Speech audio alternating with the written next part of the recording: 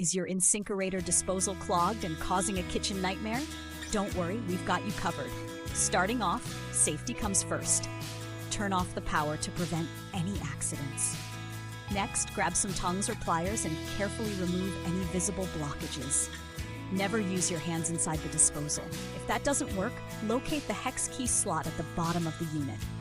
Use a hex key to manually rotate the blades and dislodge any stubborn jams. If your disposal still isn't working, press the red reset button underneath to give it another shot.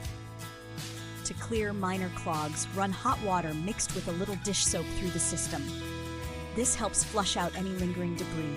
And to avoid future blockages, remember to keep grease, fibrous foods, and hard objects out of your disposal.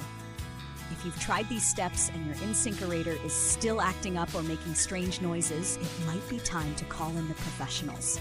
For expert help, contact Vancouver Appliance Service Pros.